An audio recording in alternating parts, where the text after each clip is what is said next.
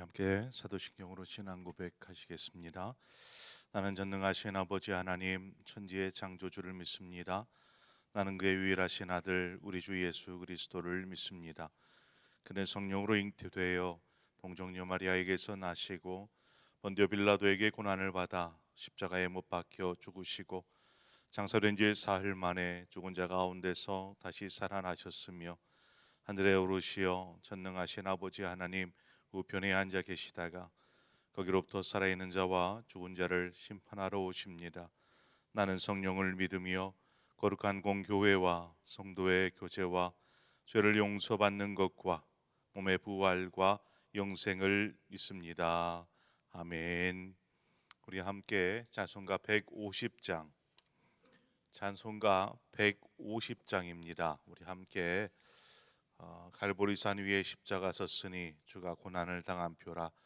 찬송가 150장 우리 함께 찬송하도록 하겠습니다.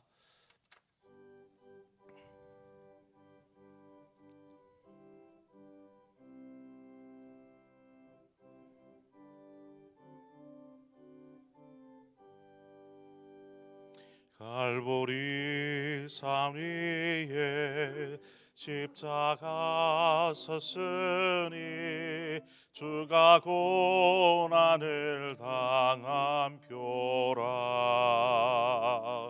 험한 십자가를 내가 사랑함을 주가 보혈을 흘리매라. 죄우승 내를 얻기까지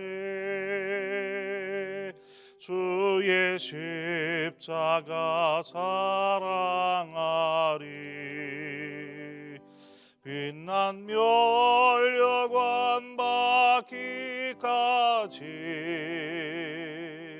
험한 십자가 붙들겠네. 멸시천대 받을 주의 십자가에 나의 마음이 끌리도다.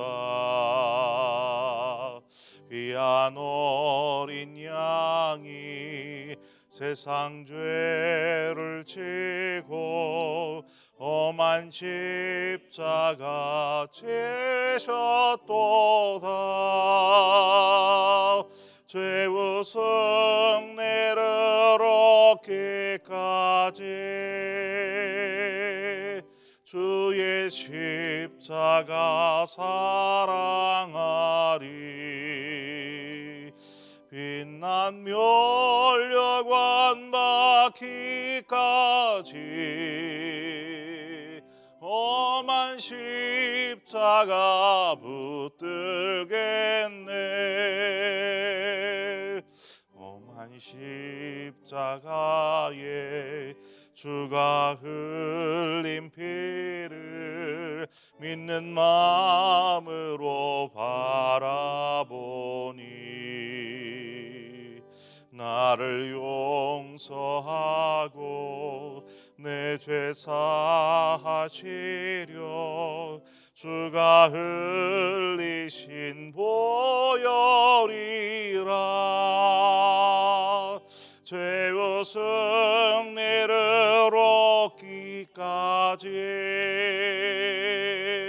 주의 십자가 사랑하리. 빛난 멸류관 받기까지 험한 십자가 붙들겠네. 주님 예비하시 나의 본향 집에 나를 부르실 그날에는 영광 중에 계시 우리 주와 함께 내가 죽도록 충성하리.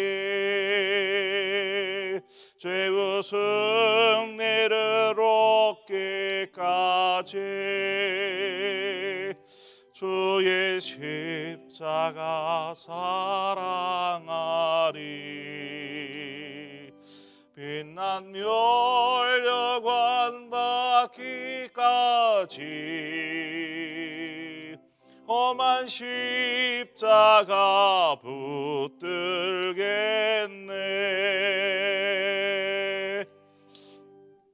아멘. 하나님의 말씀입니다. 시편 64편 1절에서 10절의 말씀을 시간 우리 함께 보도록 하겠습니다. 시편 64편입니다. 1절에서 10절 마지막 절까지 한 절씩 교독해서 보도록 하겠습니다. 하나님이여, 내가 근심하는 소리를 들으시고 원수의 두려움에서 나의 생명을 보존하소서.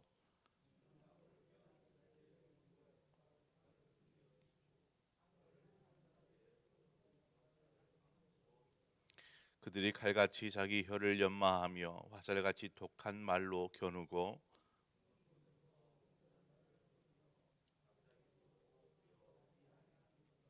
그들은 악한 목적으로 서로 격려하며 남몰래 올무놓기를 함께 의논하고 하는 말이 누가 우리를 보리요 하며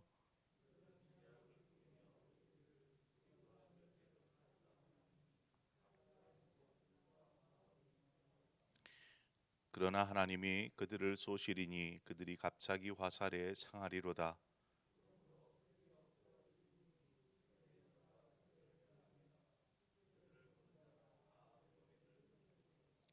모든 사람이 두려워하여 하나님의 일을 선포하며 그의 행하심을 깊이 생각하리로다.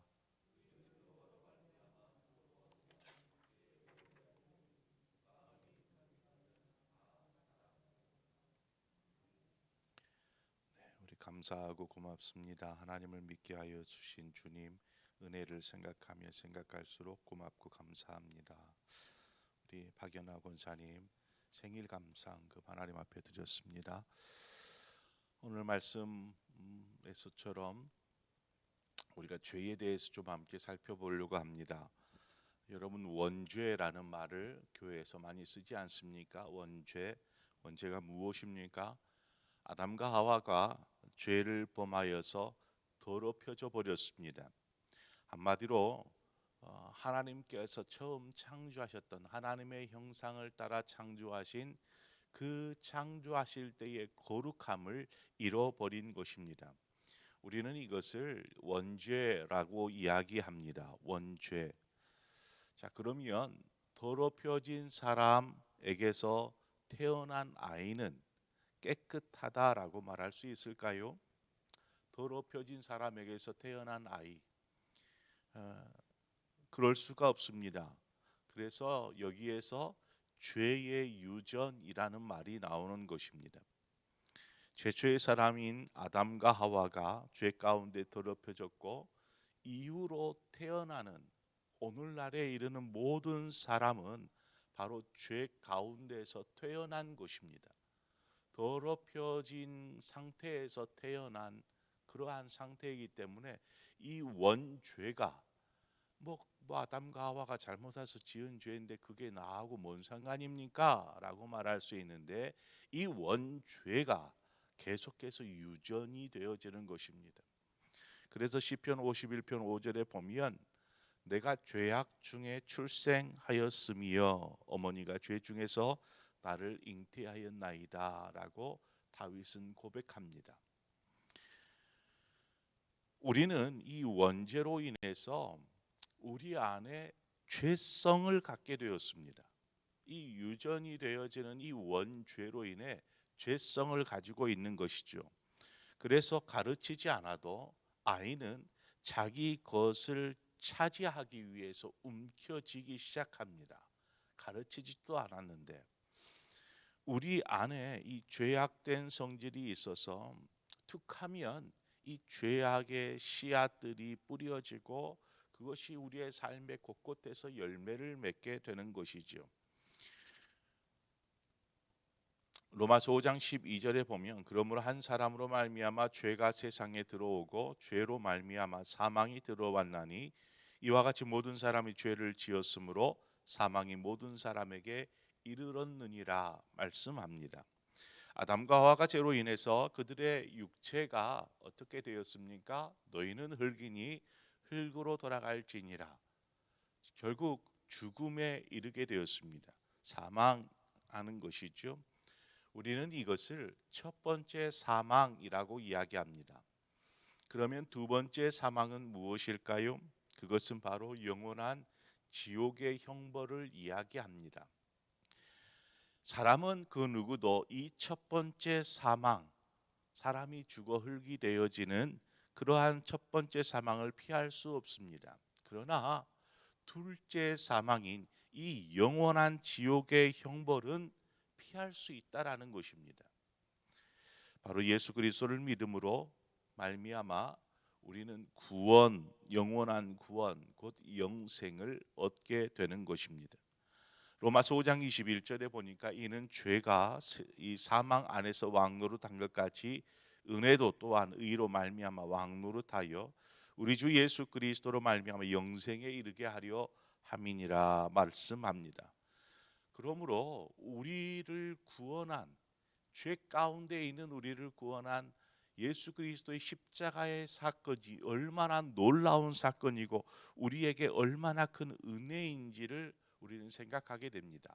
그래서 사도 바울이 고백하기를 로마서 6장 17절 18절에 보니까 하나님께 감사하리로다. 너희가 본래 죄의 종이더니 너희에게 전하여 준 바 교훈의 본을 마음으로 순종하여 죄로부터 해방되어 의에게 종이 되었느니라. 우리는 이제 죄 가운데 거하지 아니하고 의의 종, 구원받은 하나님의 자녀가 되었다라는 것입니다. 자, 그러면 이 세상은 이미 죄 가운데 오염되어 있습니다. 사람의 죄성 때문에 이 세상 가운데서 이 세상은 이미 오염되어져 있습니다. 그래서 창세기 6장에 보면 여호와께서 사람의 죄악이 세상에 가득함과 그의 마음으로 생각하는 모든 계획에 항상 악할 뿐임을 보시고 사람의 생각이 악하고 죄성이 있기 때문에 이 죄성으로 인해서 이 열매가 맺어진 세상의 곳곳에 죄악투성이더라는 것입니다. 그러면 이러한 죄악투성인 세상 가운데에서 구원받은 하나님의 자녀가 어떻게 살아야 할까요? 어떻게 살아야 할까요? 지금 우리가 사는 세상을 한번 보십시오. 거짓과 불의가 난무하는 세상이라고 말합니다. 거짓을 말하는 것이 너무나 자연스럽고 자신의 유익을 위해서라면 다른 사람이 피해를 보든 어떻게 되든 괴념치 아니하고 그냥 그렇게 일을 행하는 것입니다. 다윗은 이것에 대해서 2절 말씀에 뭐라고 얘기를 하냐면 주의 악을 꾀하는 자들의 음모에서 나를 숨겨주시고 악을 행하는 자들의 소동에서 나를 감추어 주소서 고백합니다. 그리스도인이 이러한 죄악된 세상, 죄악된 사람들과 이 사귀거나 함께 살아갈 수밖에 없는 이 세상에서 어떻게 그리스도인으로 살아야 될까? 2절 말씀을 보면 분리되어라는 것입니다. 죄악과 분리된 삶을 살아라라고 말하고 있습니다. 우리는 죄를 멀리하며 살아야 합니다. 죄를 멀리하며. 하지만 우리 안에 우리 안에 있는 죄성이 있기에 우리가 한순간 방심하면 이 죄성이 죄를 범하게 해버리게 됩니다. 그러므로 거룩한 삶을 위해서 이 사도 바울은 뭐라고 얘기를 하냐면 자신의 육체, 자신의 몸을 쳐서 주께 복종하라 라고 말합니다. 그러니까 의도적으로 계속해서 이 죄악으로 향하려는 우리의 몸을, 우리의 생각을, 우리의 마음을 쳐서 주께로 복종시키라는 것입니다. 그렇게 함으로 우리가 이 죄 가운데 빠져들지 아니하고 죄로부터 멀어지는, 죄로부터 분리되어지는 삶을 살 수 있다라고 말하고 있습니다. 오늘 9절 말씀 본문에 보면 모든 사람이 두려워하여 하나님의 일을 선포하며 그의 행하심을 깊이 생각하리로다라고 고백하고 있습니다. 세상은 이미 이 죄악으로 물들어서 우리가 그리스도인으로서 살아가려고 할 때 하나님 중심의 삶을 살고자 하는 성도들에게 대하여서 이 세상은 계속해서 방해하고 공격하고 그렇게 할 것입니다. 이것은 어찌 보면 우리가 믿음으로 살려고 할 때 당연히 겪게 될 수밖에 없는 것이죠. 물과 기름이 뒤섞일 수 없는 것처럼 거룩한 하나님의 백성들이 죄악된 세상 가운데 뒤섞여서 뒹굴면서 살 수 없다라는 것입니다. 자, 그런데 우리가 또 눈으로 이렇게 바라보면은 그렇습니다. 죄를 범하면서도 잘 사는 사람이 눈에 보여요. 믿음을 지키고 거룩하고 정결한 삶을 살기 위해서 그렇게 힘쓰는 사람은 정말 가난하고 어려움을 겪는 것도 보게 돼요. 그러면 아니 믿음을 가지고 저렇게 사는데 왜 저렇게 힘겹게 살고 저 사람 그냥 맘대로 죄 짓고 그렇게 사는데도 왜 저렇게 잘 살까 하는 것들이 우리의 시선에 들어오면서 우리의 마음을 흔들어 놓기도 합니다. 유혹하듯이.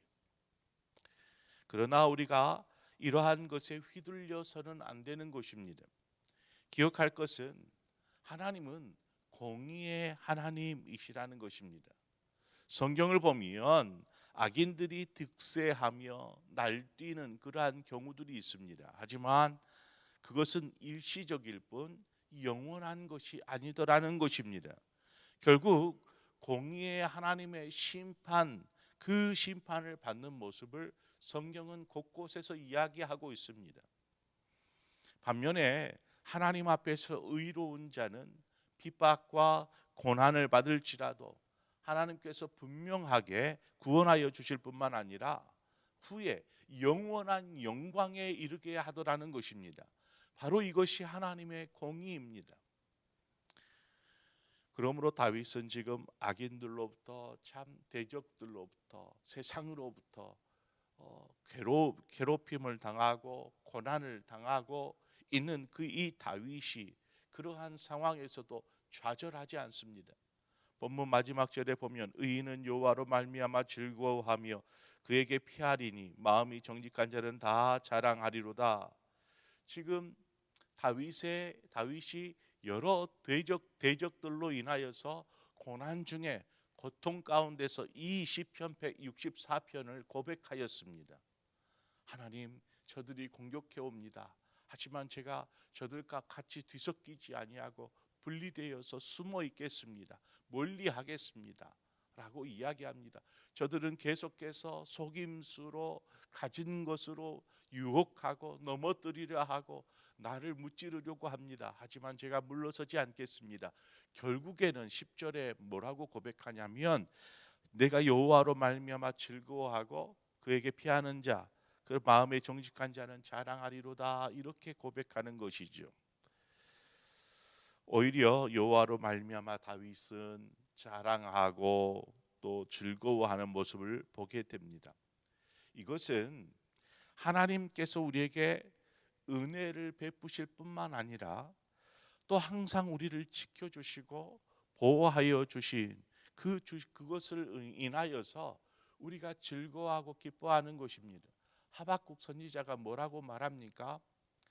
아무것도 없어요. 무화과 나뭇잎이 마르고 감람나무에 소출이 없고 우리의 양이 없고 아무것도 없는 그러한 상황일지라도 나는 구원의 하나님을 인하여 즐거워하며 기뻐하리로다. 하박국 선지자의 고백이나 지금 다윗의 고백이나 오늘 이 땅을 살아가는 믿음으로 살고자 몸부림치는 우리의 고백이 바로 이 고백이 되어야 하는 것입니다. 나는 하나님으로 인하여서 즐거워할 것입니다. 하나님으로 인하여 감사할 것이고 하나님으로 인하여서 그 이름을 자랑할 것입니다. 이 믿음의 삶이 우리에게 필요한 것이죠. 오늘 다윗이 고난 중에서도 결코 그의 신앙이 이 죄 가운데 뒤섞이지 아니하고 죄와 분리된 삶을 살겠습니다. 결국 하나님께서 공의로 갚아주실 것을 믿었던 다윗처럼 그것을 믿기에 하나님을 기뻐하고 즐거워하고 자랑한 그의 삶의 모습을 우리가 본받아서 이 땅에 죄악된 세상 가운데서 우리가 믿음으로 순결하고 정결하고 경건하게 살기 위해 힘쓸 때 고난도 당할지 모릅니다. 하지만 하나님께서 모든 것들을 공의로 갚아주실 것입니다. 또한 우리에게는 영원한 영광의 날을 맞이하게 하여 주실 줄 믿습니다. 그래서 그러한 기쁨의 삶을 오늘도 주님과 함께 동행하며 사시는 우리 사랑하는 성도님들 되시기를 축원드립니다. 함께 기도하겠습니다. 좋으신 하나님 아버지, 이 땅은 죄로 이미 물들어져 있습니다. 우리 안에도 여전히 죄성이 도사리고 있어서 어느 한순간 우리가 우리의 몸을 쳐서 주께 복종시키지 아니하면 우리의 뜻대로 우리 마음대로 하고자 하는 그러한 죄성이 우리의 삶 가운데서 열매를 맺게 됩니다. 하나님, 우리가 이러한 세상 가운데에서 믿음으로 살기 위해 힘쓰게 하시되 때로는 믿음으로 살다가 고난당하기도 하고 어려움에 처하기도 하고 또 그러한 것들이 우리를 흔들려 놓기도 합니다. 하지만 결코 우리가 흔들리거나 좌절할 수 없는 것은 우리는 하나님의 자녀가 된 것입니다. 영원한 영생의 기쁨을 가지고 살아가는 그리스도인인데 우리가 어찌 세상과 뒤섞여서 죄악 가운데에서 살아갈 수 있겠습니까? 하나님, 이제 우리의 그 믿음의 삶, 고난 중에서도 하나님을 붙잡고 믿음으로 살고자 하는 우리의 삶 가운데 함께 하셔서 우리를 지키시고 분명하게 보호하여 주심을 믿습니다. 아버지 공의의 하나님께서 우리에게 모든 것들을 갚아 주시고 그러므로 인하여서 오늘을 살아갈 때에 우리가 주님 때문에 즐거워하고 그 은혜에 기뻐하며 하나님 주님과 함께하는 복된 삶을 사는 우리 모든 성도들 되게 하여 주시옵소서. 감사드리며 예수 그리스도의 이름으로 기도합니다. 아멘. 오늘 이 시간 우리 함께 기도할 때에 이 나라와 민족을 위해서 함께 기도하기를 원합니다. 우리 나라를 하나님께서 붙잡아 주시옵소서. 이 나라 가운데 말씀드렸던 바와 같이 공의와 정의가 있게 하여 주시고 무엇보다도 하나님을 두려워하는 사람들 되게 하여 주옵소서. 국민들 되게 하여 주옵소서. 우리 그러한 마음으로 우리 나라를 위해서 기도하고 특별히 이제 코로나가 계속해서 이렇게 많은 숫자가 나오기도 하고 방역 당국은 거의 멘붕에 있을 것이라고 봅니다. 의료진들은 어떻겠습니까? 우리 각자만 생각할 것이 아니라 방역 당국과 우리 의료진들을 위해서 우리가 함께 한 마음으로 기도해 주시기를 원합니다. 하나님, 저들이 지치지 않게 해 주십시오. 끊임없이 많은 사람들을 돌보고 관리하고 또 하나님 이 사태를 빨리 수습하기 위해서 힘쓰는 방역 당국과 의료진들을 위해서 기도해 주시기를 바랍니다. 뿐만 아니라 우리 한국 교회를 위해서 함께 기도하십시다. 이러한 코로나19라는 바람에 한국 교회의 타격은 정말 너무나 큽니다. 어떻게 보면 하나님의 시험이 아닐까 싶습니다. 쭉정이는 바깥으로 알곡은 안으로 우리는 어떠한 삶을 살고 있습니까? 한국 교회가 이러한 기회에 다시금 회개하고 하나님 앞에 돌이켜서 온전히 하나님 기뻐하시는 이 나라를 세워가는 한국 교회가 될 수 있도록 이 시간 우리 함께 이 나라와 민족을 위해서 또 우리 한국 교회를 위해서 함께 기도하도록 하겠습니다. 함께 기도하겠습니다. 참 좋으신 하나님 아버지 은혜와 사랑을 감사합니다. 아버지 주님의 은혜 가운데 우리를 붙잡으시고 인도하여 주셔서 하나님 우리의 삶이 하나님 기뻐하는 삶, 하나님과 함께하는 삶이기를 원합니다.